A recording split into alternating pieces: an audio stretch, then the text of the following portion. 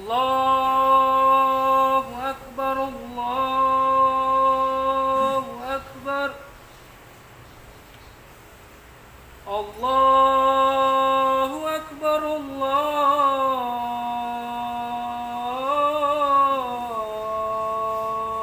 Akbar. Ashhadu an la ilaha illallah.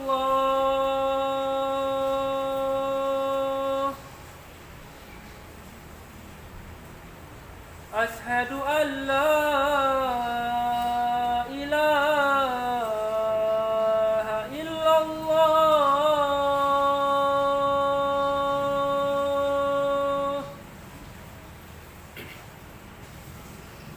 Ashhadu anna Muhammadar Rasulullah.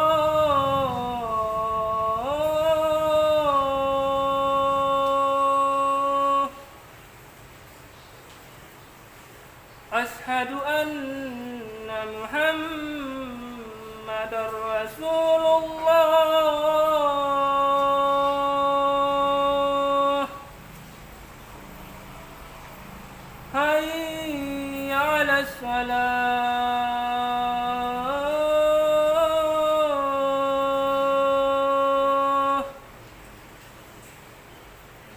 Hayya 'alas salah.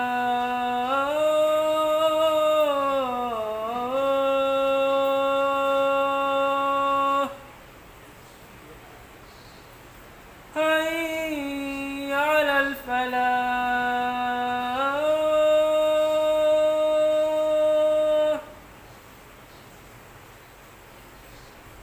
Hayya 'alal falah.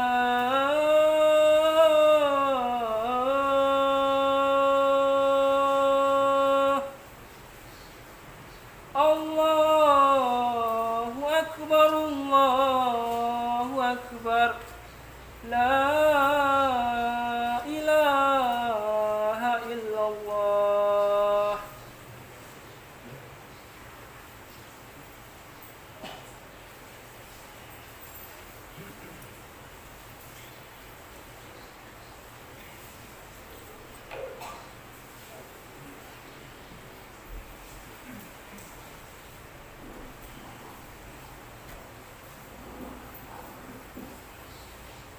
الحمد لله الذي نزل الفرقان على عبده ليكون للعالمين نذيرا. أحمده تعالى وأشكره، جعل القرآن تبيانا لكل شيء وهدى ورحمة وبشرى للمسلمين. أشهد أن لا إله إلا الله وحده لا شريك له، أنزل كتابه هداية للعالمين ورحمة للمؤمنين وشفاء لما في صدور الناس أجمعين.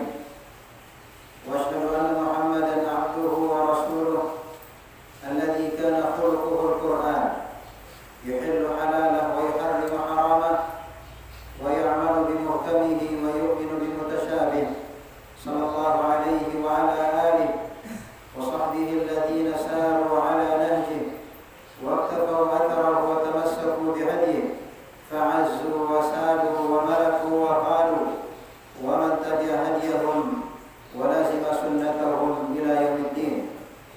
kaum muslimin jamaah Jumat rahimani wa rahimakumullah jami'an.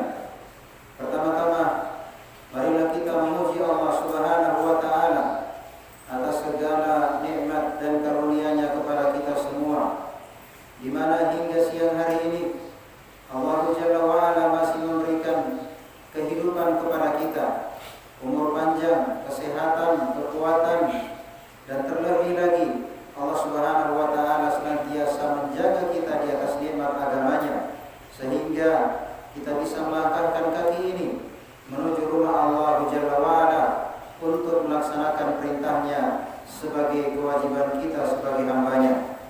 Salawat dan taslim kita aturkan untuk Nabi kita Muhammad sallallahu alaihi wasallam, keluarganya, sahabatnya, tabi'in dan tabi'ut tabi'in, serta orang-orang yang mengikuti mereka dengan baik. Kaum muslimin jamaah Jumat rahimani wa rahimakumullah jami'an. sesungguhnya Allah Subhanahu wa taala menjadikan agama ini merupakan sebab kebaikan di dunia dan di akhirat. Maka agama kita, di antara arahan dari agama kita adalah memperbaiki hati dari segala penyakit-penyakit hati, dari segala penyakit-penyakit hati, penyakit keraguan, penyakit kemunafikan, penyakit kesyirikan, dan segala yang mengotori hati ini. Allah Subhanahu wa taala tidak melihat kepada rupa kita, kepada paras kita, kepada harta dan dunia kita, tetapi Allah Subhanahu wa taala melihat hati dan amalan kita. Allah Jalla wa ala berfirman, atau Nabi sallallahu alaihi wasallam bersabda, "Innallaha la yanzuru ila suwarikum wala ila amwalikum, walakin yanzuru ila qulubikum wa a'malikum." Sesungguhnya Allah tidak melihat kepada rupa kalian, kepada harta kalian, tetapi Allah melihat, menilai pada hati dan amalan kalian.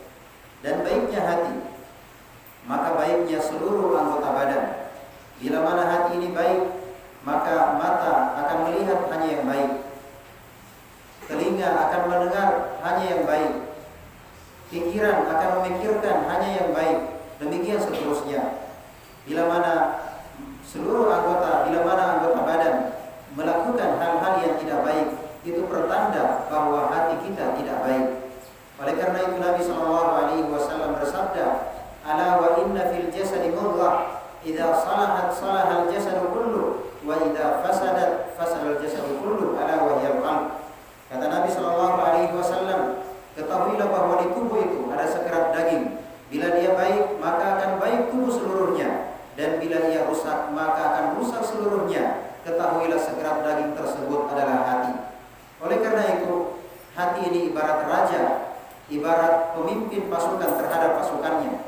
Bila mana pemimpinnya baik, maka dia akan memerintahkan kepada bawahannya kepada kebaikan.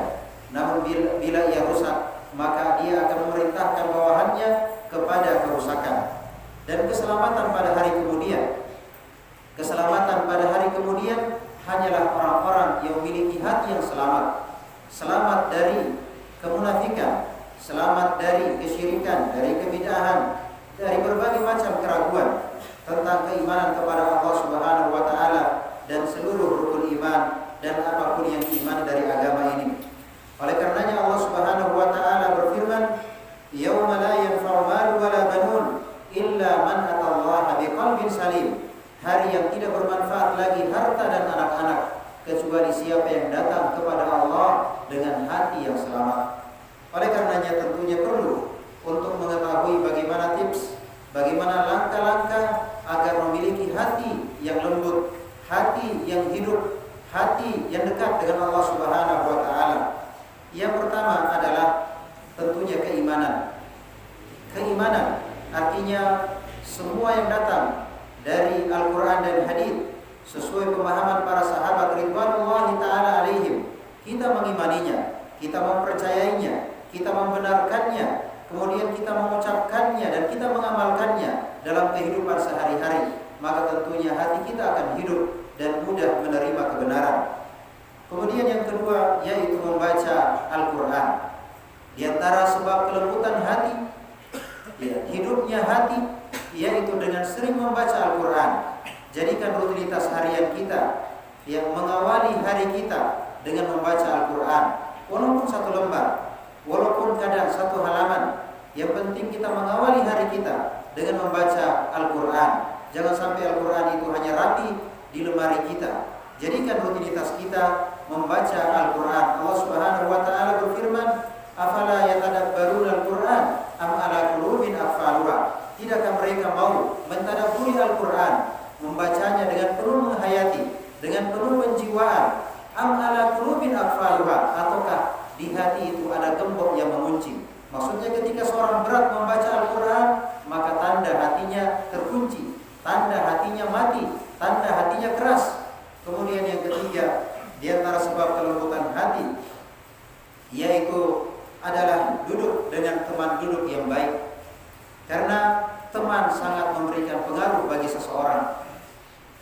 artinya kalau ada dua buah, satu yang baik dan satu yang busuk, maka buah yang busuk ini ketika menempel pada buah yang baik maka akan merusak buah yang baik.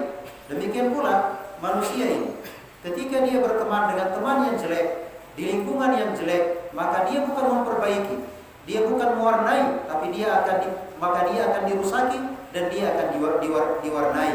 Nabi Shallallahu Alaihi Wasallam mempermukakan dalam hadis tentang teman duduk yang baik dengan teman duduk yang jelek, yaitu seperti penjual minyak wangi dan pandai besi. Artinya orang yang berteman dengan teman yang baik, maka dia seperti berteman dengan penjual minyak wangi. Mungkin ditawari untuk beli, atau mungkin digratiskan kepadanya, atau minimalnya mencium bau yang harum. Minimal dia mencium bau yang harum. Nggak ada ruginya berteman dengan penjual minyak wangi. Mungkin dia tawari kita untuk beli, atau mungkin dia kasih gratis, atau minimalnya kita mencium bau yang wangi, ya kan? Lain halnya dengan pandai besi. Mungkin kita terbakar, mungkin kita terpercik, minimalnya kita mencium bau asap. Minimalnya kita mencium bau asap. Kemudian yang keempat yaitu rahmat, memiliki sifat penyayang. Mungkin dengan mendatangi panti-panti asuhan, menyayangi anak-anak yatim, memperhatikan orang-orang yang lemah. Nabi Shallallahu Alaihi Wasallam bersabda, "Man la yarham la yurham." Siapa yang tidak merahmati, maka dia tidak akan dirahmati. Nabi Shallallahu Alaihi Wasallam bersabda, "Irhamu man fil ardi, yarhamukum man fis sama." Sayangilah yang di muka bumi, niscaya engkau akan disayangi oleh yang di atas langit, yaitu Allah Subhanahu wa Ta'ala. Kemudian selanjutnya, di antara cara melembutkan hati yaitu banyak mengingat kematian. Karena dunia ini mengeraskan hati. Dunia ini akan memperpanjang angan-angan, akan berniat untuk hidup 1000 tahun lagi. Padahal mungkin kain kafan kita telah dijahit, mungkin kain kafan kita telah disediakan. Oleh karenanya, untuk melembutkan hati sehingga dia bisa kembali kepada Allah, dia kembali bertobat, dia kembali meninggalkan dosa-dosa, dan dia kembali kepada Allah Subhanahu wa Ta'ala, di antaranya yaitu memperbanyak mengingat kematian. Nabi Shallallahu Alaihi Wasallam bersabda, "Aktsiru min dzikri hadhil ladzat." Perbanyaklah mengingat penghancur segala keledatan, yaitu kematian. Karena kematian memisahkan seseorang antara dunia dengan akhiratnya, memisahkan seseorang antara suami dengan istrinya, antara orang tua dengan anaknya, antara seseorang dengan harta dan jabatannya. Maka kematian merupakan penghancur segala keledatan. Dan Nabi Shallallahu Alaihi Wasallam menganjurkan kepada kita untuk mengurusi jenazah, entah itu memandikannya, mensolatinya, menggali kuburannya, menguburkannya. Nabi SAW mensyariatkan kepada kita untuk mengurusi jenazah. Di antaranya supaya kita memikirkan bahwa suatu hari nanti kita seperti itu. Suatu hari nanti kita seperti itu, entah besok atau besoknya lagi. Yang jelas itu rahasia Allah Subhanahu wa Ta'ala dan ancaman bagi siapapun. Dan Nabi SAW mengajarkan kepada kita untuk menjenguk orang sakit, untuk melembutkan hati ini, bahwa siapapun kita, sebagai apapun kita, bahwa kita akan sakit. Kita akan sakit, dan boleh jadi itu merupakan sakit yang membuat kita mati. Dan dengan menjenguk orang yang sakit, mengingatkan kita akan kematian. Demikian pula Nabi SAW mengajarkan kepada kita untuk senantiasa melihat kuburan, menziarahi kubur. Jangan hanya mal yang dilihat, jangan hanya pembangunan yang dilihat, tapi coba lihat itu kuburan. Coba lihat, ratapi dia, pandangi dia dengan pandangan penuh penghayatan. Di situ ada orang kaya, di situ ada orang terkenal, di situ ada pejabat, di situ ada bangsawan, semuanya sama menjadi tanah. Oleh karena itu, Nabi SAW mengingatkan, "Fazurul kubur, fa innaha tudzakirukumul akhirah." Ziarahilah kubur, kunjungilah kubur, lihatlah kubur, karena mengingatkan kalian akan negeri akhirat. Aku ma tasma'un, wastaghfirullah li wa lakum min kulli dzamb, innahu huwal ghafurur rahim.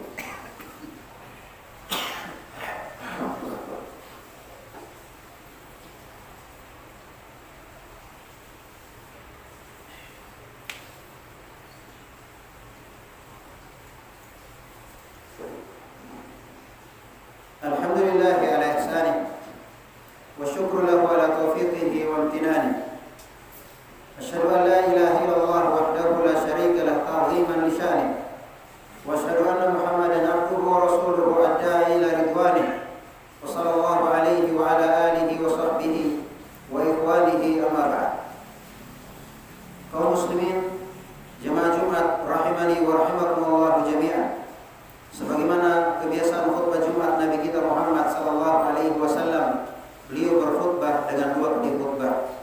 Maka pada khutbah yang kedua ini, sebelum kami tutup dengan salawat dan doa, kami ingatkan kembali, manusia memperhatikan paras, memperhatikan wajah, memperhatikan zahir, memperhatikan luar, memperhatikan dunia.